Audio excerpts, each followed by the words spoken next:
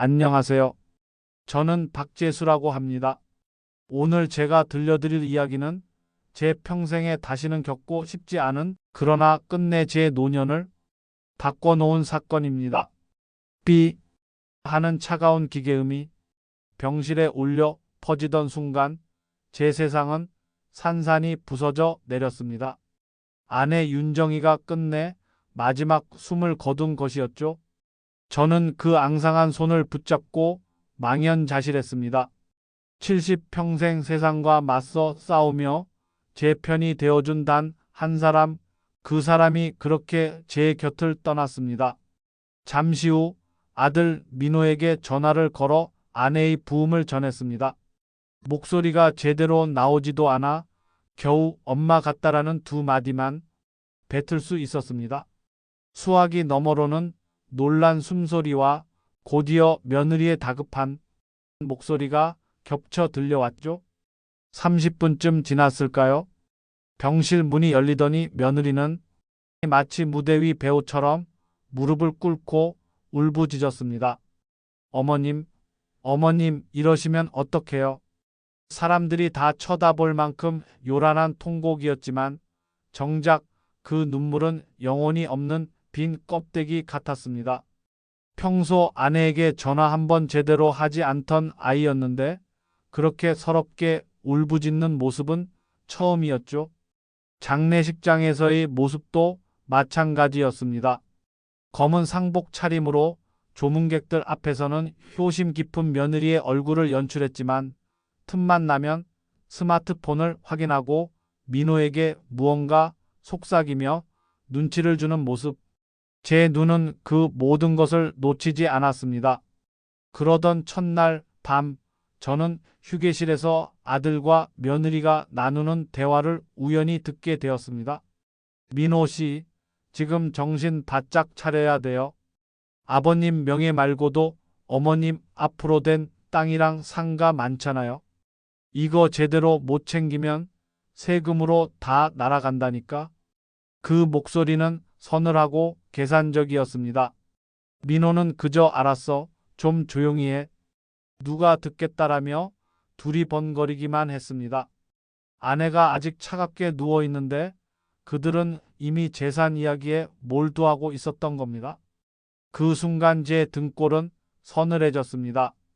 평생 자식 하나 잘 키웠다 자부해온 제 인생이 부정당하는 듯 했죠. 그러나 저는 꾹 참았습니다.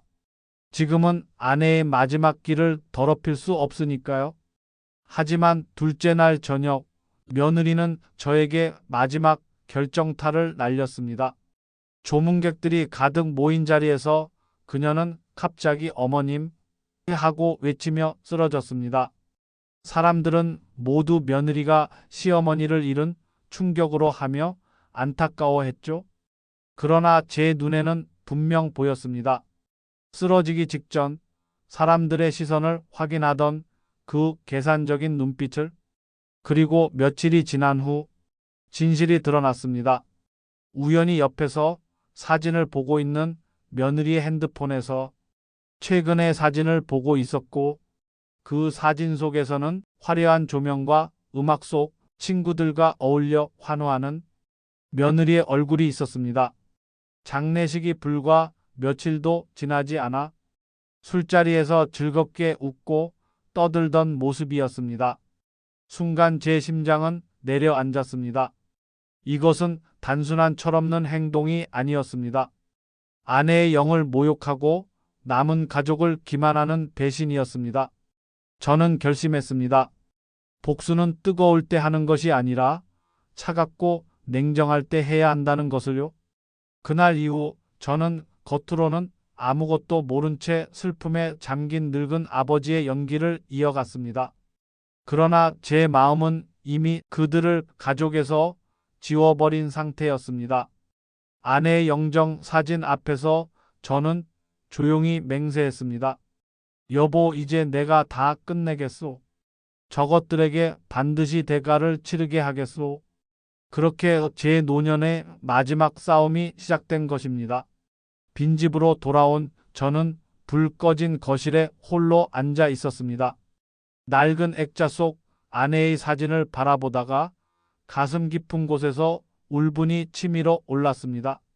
여보, 내가 저들을 그냥 두지 않겠소. 당신의 눈물을 욕보인가 반드시 치르게 하리다. 며칠 후 아들 녀석과 며느리는 제 집을 찾아왔습니다. 아버지, 이제 어머니 명의 재산은 상속 절차 밟아야 할 것 같아요. 법적으로도 그렇고 세금 문제도 있으니까요. 겉으로는 걱정스러운 말투였지만 그 눈빛에는 탐욕이 가득했습니다. 며느리는 옆에서 한술 더 떠 이렇게 말했습니다. 아버님 연세에 혼자 계시긴 힘드시잖아요. 재산은 저희가 관리할 테니 아버님은 편하게만 지내세요. 저는 허허 웃으며 대답했습니다. 그래, 너들 말이 맞지. 다만 절차라는 게 있으니 조금만 기다려라. 그날 밤 저는 서재에 앉아 오래 묵혀 두었던 도장을 꺼냈습니다. 아내와 제 명의로 된 아파트, 상가, 땅 하나하나 정리하며 제 마음은 오히려 평온해졌습니다. 복수는 격정이 아니라 냉정 속에서 완성되는 법.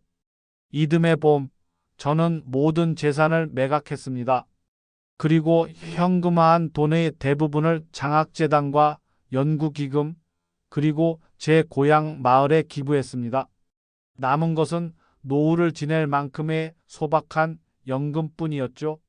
며칠 뒤 소식을 들은 민호와 며느리는 제 집에 몰려왔습니다. 아버지, 이게 무슨 짓이에요? 그 많은 재산을 왜 멋대로 파셨어요? 며느리의 얼굴은 분노와 공포로 일그러졌습니다. 그녀가 그토록 기다리던 유산의 떡밥이 하루아침에 사라졌으니 당연했겠죠. 저는 담담하게 대답했습니다. 너희가 그토록 원하던 돈 이제 없다. 너희가 지켜야 할 건 가정이지 돈이 아니었어. 하지만 너희는 마지막 순간까지 아내를 모욕하고 내 가슴에 칼을 꽂았다. 나는 더 이상 부모로서 너희를 지킬 의무가 없다. 며느리는 발끈하며 소리쳤습니다. 그럼 우리더러 뭐 먹고 살라는 거예요? 그 순간 저는 차갑게 웃었습니다. 남의 피와 땀으로 세운 것에 기대 사는 법을 배운 건 너뿐이다. 이제부터는 내 힘으로 살아라. 그날 이후 아들 녀석과 며느리는 제 곁을 떠났습니다. 연락도 두절된 채였습니다.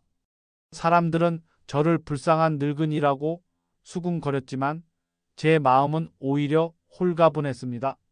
탐욕으로 일그러진 가족 대신 저는 새롭게 만난 동네 어르신들과 장학금을 받은 아이들의 편지를 벗삼아 살게 되었으니까요.